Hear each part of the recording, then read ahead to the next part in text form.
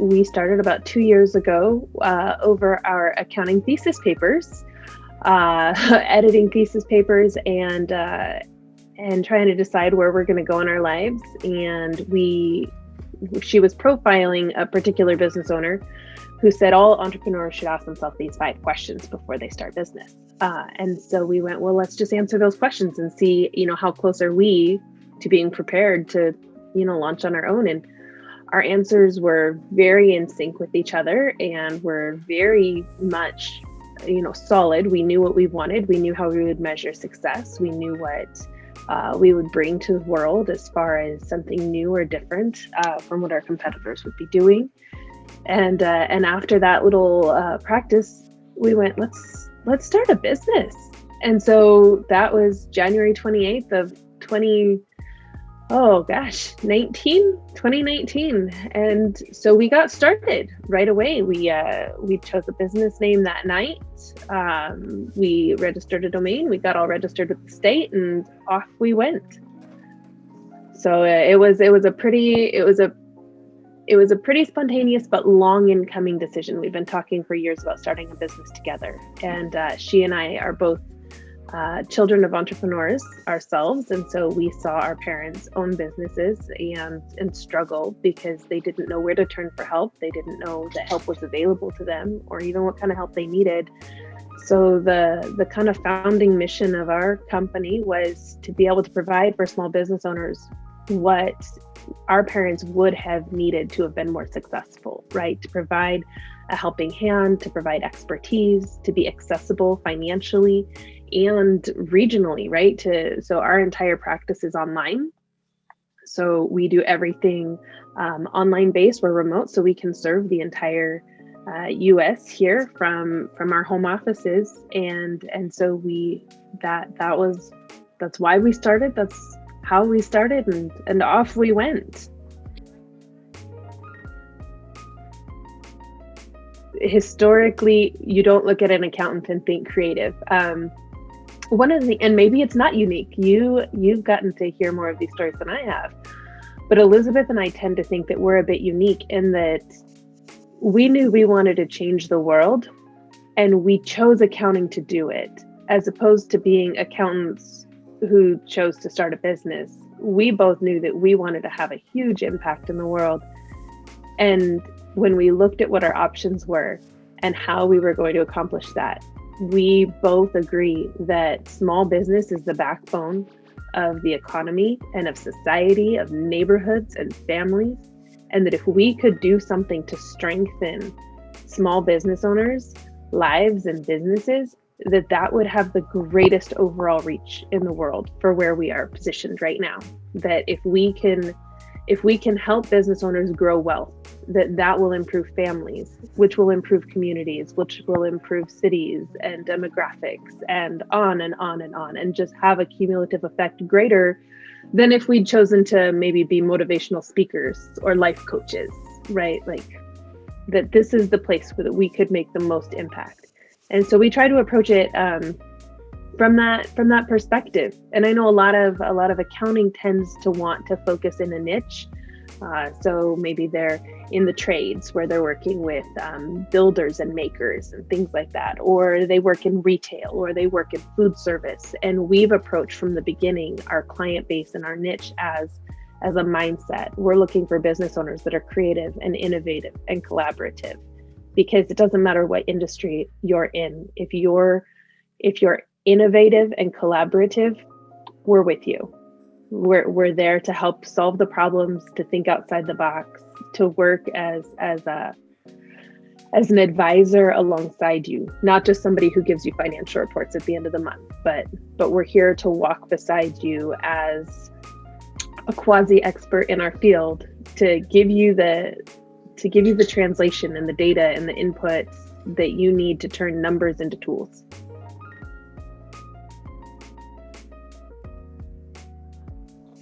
That's a great question. So I would say the clients that we've brought on in the last 2 years that don't fit that mold don't stay. They don't want the additional communication. They don't see the value in that added benefit that we bring of being a partner in business with you, and they probably less than 5%, I'd say, in the last 2 years have decided that that's not the right fit for them. They just want somebody who's going to give them reports and move on, who's just going to do it and not ask questions. So I'd say the people who aren't a good fit weed themselves out pretty quickly. But over the last year, we've become even more honed in on what it is that we're looking for. So my business partner handles the growth and development aspect of our business primarily, and she uses a selling system called S3. And the idea is that we are looking for our ideal client at all times. We are not looking for every client. So she builds her network primarily through referrals, community engagement. In the beginning, we literally started our business with our first 5 or 6 clients coming from walking around the downtown areas where we lived and just knocking on doors and meeting business owners and saying, "Hi, we're a new bookkeeping firm in the area. Do you need any help?" And nobody had ever had somebody walk in and say, "Hi, we're here to help." And that was where we started. At this point, we have referrals coming in from across the country from all different sources, from friends of clients to business connections, other CPA firms. So we are not CPAs. We don't handle tax at all. So our business partners out in the community who do taxes sometimes don't have the bandwidth to do bookkeeping as well. And so we'll get referrals from those places. And we really go through a pretty rigorous consulting process with them in the beginning, where we find out about their business and our business. And there's about 6 or 7 different points during that conversation where they can disqualify themselves from being a client of ours. If they say, "Oh, no, I don't want to have a monthly review meeting with you," well, then we're not going to sign that client. If they just want us to send them a report and be on our merry way, we're not going to do that, because what we know is that when there's a lack of communication, that doesn't mean that there's not problems. It just means that the problems are piling up. And then when they finally do come to the surface, we have a problem. And our goal is to be proactive and to preempt those issues and deal with them up front, so that when it comes time to file taxes, wherever it is, when it comes time to apply for a loan or sell the business even, we're not finding problems at that point. And that only happens through collaboration and communication all through the process. Anything else just puts off the issues. And that is not a way to do business successfully, in our opinion.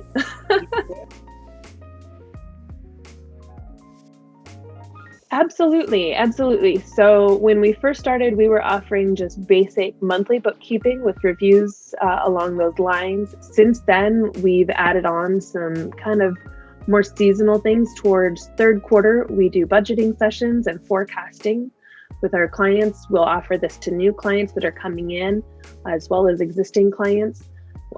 We also offer payroll services now.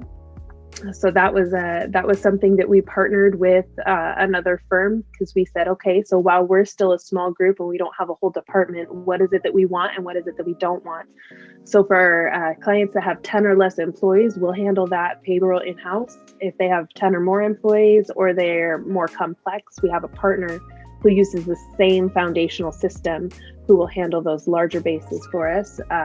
And we work really there's a lot of synchronicity between the two. So we're not stepping on their toes, they're not stepping on ours, and we just work in a really beautiful process, which I love. A couple other things that we do now that we didn't in the beginning is we offer training for people who want to be able to do their own bookkeeping and they just need some help. So we'll do some training. But two of our newer offerings that are really picking up steam are kind of something that is more unique to us. I don't know any other bookkeepers who do this, and we'll do a discovery analysis. So for a client who's been in business for a year or 10 years even, they'll come to us and say, "Hey, we know that our books are a mess, but we don't know what needs to be done. Can you help us fix it?" And we have a slightly different philosophy from the rest of like US-based bookkeeping and accounting, in that we don't charge an hourly fee. We quote a project and we provide a service, and whatever hours it takes for us to do that service is what it takes. So you're always going to get a complete job at the price that was quoted to you. You're not going to get surprised down the road. So to be able to enable us to help these companies that are coming to us and they have no idea what's going on in their bookkeeping, we'll do a discovery where we do a really high level overview and we create a report of everything that we found that needs to be corrected or updated. The really neat thing about that product that we give is that at the end of that, we'll say, here's what it'll cost for us to help you with this. And they have the choice of saying yes, no, or otherwise. But now they have a roadmap of everything it's going to take to fix their bookkeeping. So they can either take that and attempt it on their own, they can take it and shop it around to other firms, or they can engage us to do the work. But there's something transparent to me in being able to say, here is what is going to get fixed if you work with us. And if you don't want to work with us, if we're not the right fit, you now have a tool that you can use to go get it fixed. Also, you can take that to any bookkeeper and they should be able to do it. And so there's some vulnerability for us in providing that. But at the same time, we've had some great feedback. We've had clients who've chosen to work with us. We've had clients that through that process, we've decided we're not a good fit, but they still are getting value out of it. So that discovery analysis has just enabled businesses to really have a better handle on where they are right now, what's wrong, and how to fix it moving forward. We've also incorporated advising as a product that we offer as a service. So we have companies that are large enough that they have an in-house bookkeeper, but maybe it's a person who's only had a few years of training or on-the-job training or just an associate's level degree, and they just want the confidence to know that this is done correctly. So we work as kind of a fractional CFO, where we'll review the bookkeeping that's being done by an in-house person. We'll provide that person some feedback, some training, but we also present the financial reports to the management or to the board if that's needed, so that the decision makers of the organizations know that the information they're being presented is accurate, and so that we do that interpretation. I think I used that word again earlier, but so that we can interpret that data into something that's useful and that can be used in an actionable way, because otherwise it's just numbers on a page.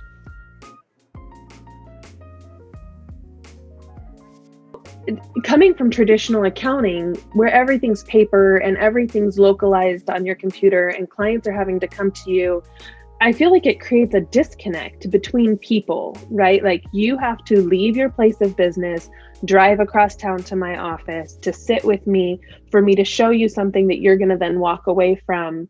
And I'm billing you by the hour. So you feel like you can't really ask all the questions you have because your questions cost money. So these are some of the traditional issues in accounting that I didn't want to have any part of. So we decided really early on that this is not something that we're going to have. I want people to know they can ask questions, right? And this goes back to seeing parents build businesses where they didn't know who to ask and it would be expensive to find out.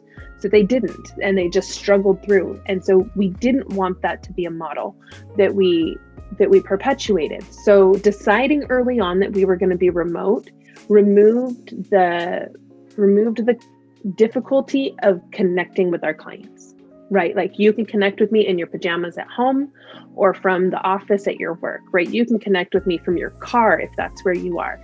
So it enabled people who didn't think that they could have that relationship to have it. So that was step one, was eliminating that spatial barrier.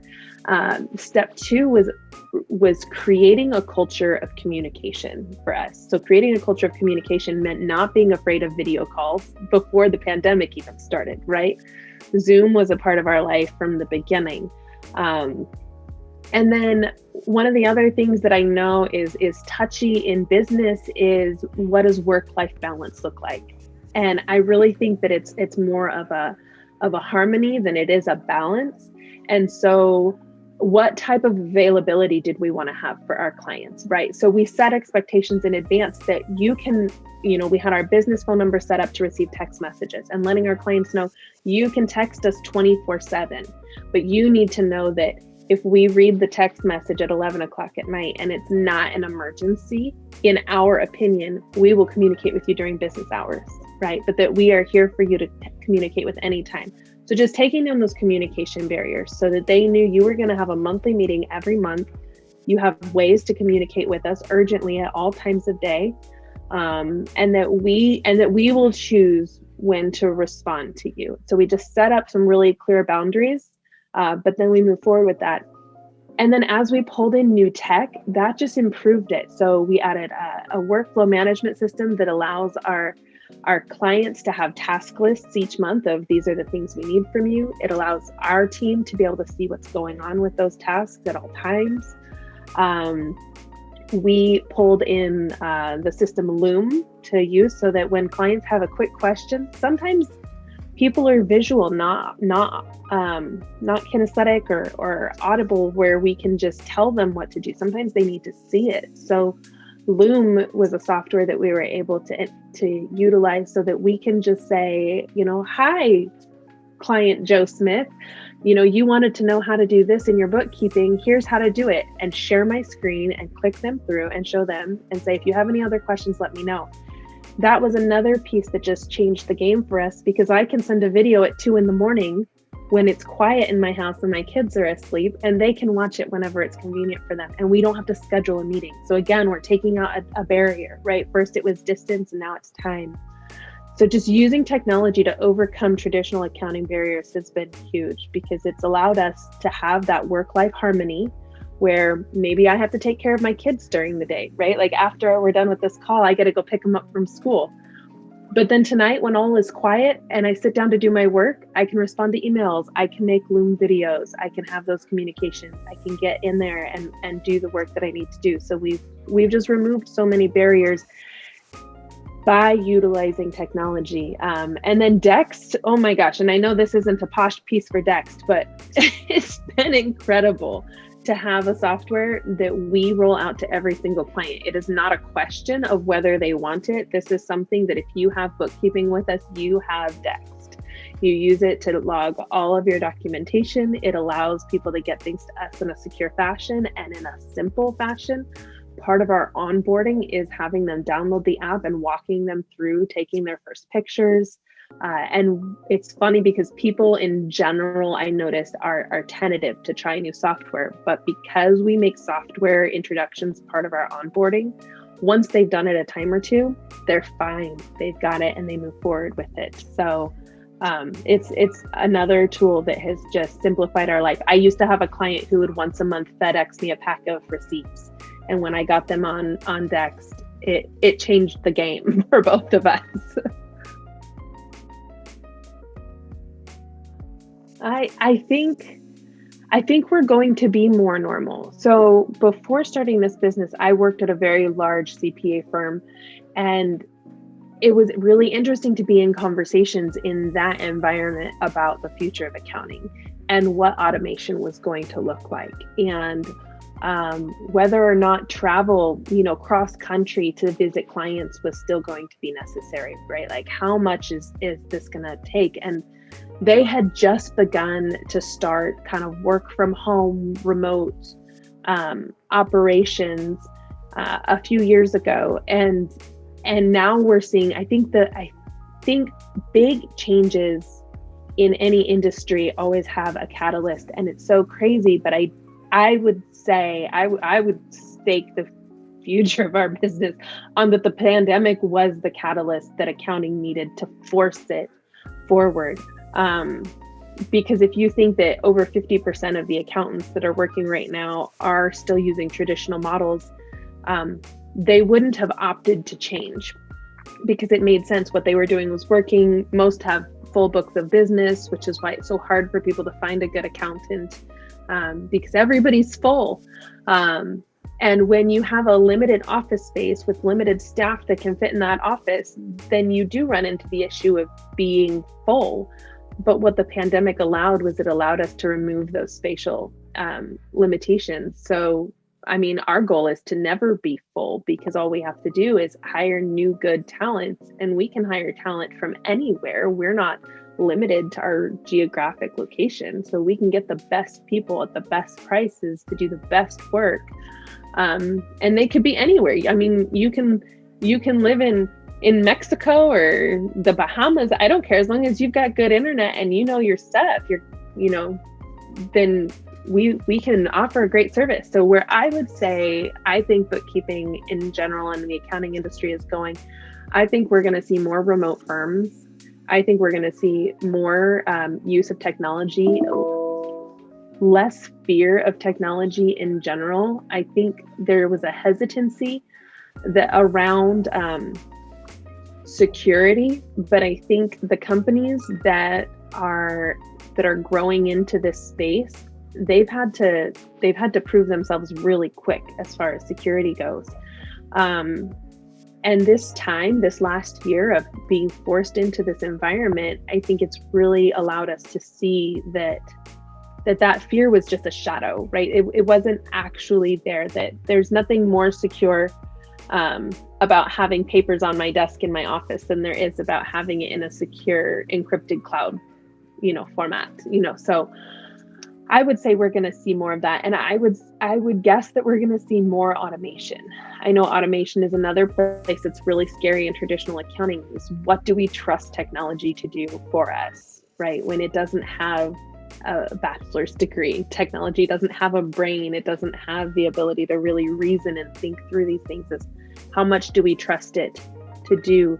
But the automation that's being rolled out by so many different vendors right now is just incredible, and it's increasing in its proficiency exponentially. And I would say that the more that happens, the more we're going to see automation.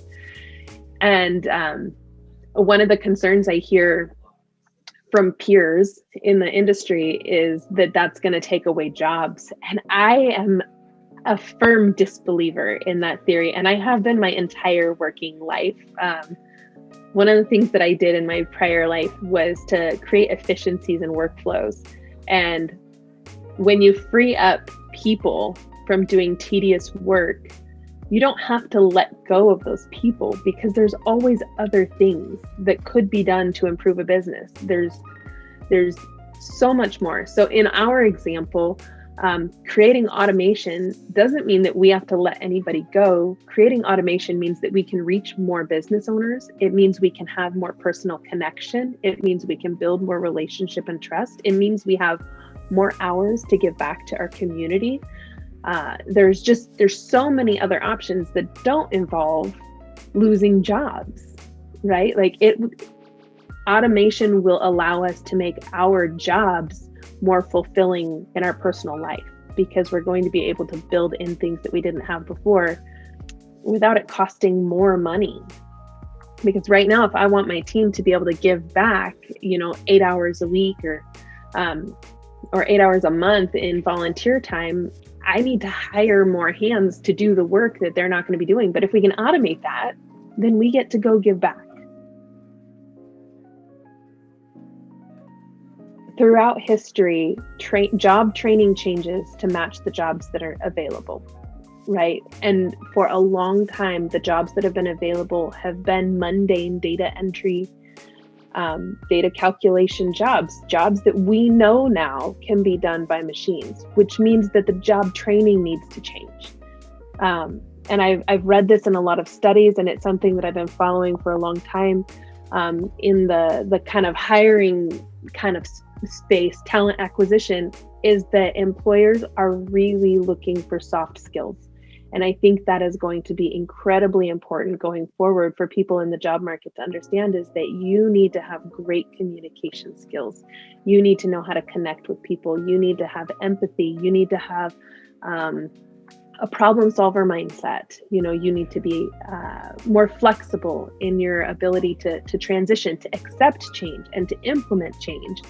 That people are not going to be hired to sit there and transpose a sheet of numbers from here into a computer over here, right? We have technology that can do that. So what is it that we need? We need people who can have the thoughts that the technology can't have, right? I need somebody in my business who can look at the data that the computers put together and who can find the mistakes or find the errors. And if there are no errors, then that's fantastic. Now I need you to take all of that and convert it into useful, communicatable data, right? So we're looking for people who are thinkers, who, again, we're going back to who are innovative, who are creative, who are good communicators, and know how to collaborate. And one of the things that I think is least attractive to me in a candidate is somebody who has always done something a certain way, because if you've always done it a certain way, then chances are you are not interested in learning a new way or trying new things.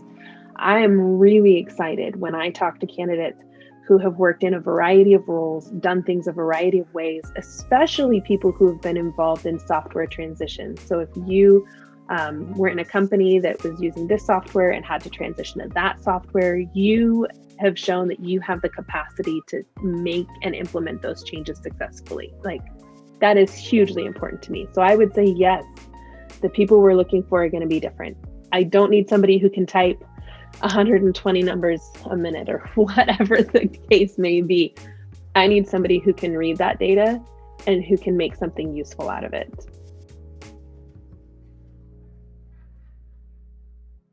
Oh my gosh. What have we gained most from this growth? So as a business owner, I feel like the question can be answered in a couple different directions. So I'll start with, as a business owner, I think what we learned that was most important was that we need to know what we want and what we don't want, and that we need to create a business that allows us to achieve that. Because if the business runs away with you and you are not creating the framework for what you want and you don't want, then you will never be happy in it. So that's taken some time, but as we've nailed that down, and we continue to nail it down on a monthly basis, my business partner and I meet up and we have a business health review every month for our own business. And every month we nail that down a little bit more. And every month we're more and more excited about the business that we're creating, about the life that it enables us to have, about the change that we're able to make in the world because of it. But I think that comes from being very clear about what we want and what we don't want, and how we get to measure those things, right? They need to be measurable kind of metrics so that you can see that you're achieving it, because this work just continues, right? Month after month, day after day, the work just keeps going. And so if there's not some way to say we're succeeding, then you're just always striving. So I think knowing that has been huge. I would say in our industry, the thing that I've learned is that communication and timeliness, those are our focus this year. And I'd say those are our focus this year because after last 2 years of just plugging away, we realized that if we are not providing a timely product and we are not in great communication with our clients, then we are nothing, right? Like it doesn't matter how perfect the work is. If our clients don't feel like they're being heard, and if they're not having a chance to interact with us, and if the work is not available to them when they need it, then nothing else matters. So it doesn't matter how crazy life gets. It doesn't matter how crazy business gets. We always have to be 100% on our game when it comes to communication and timeliness with our clients.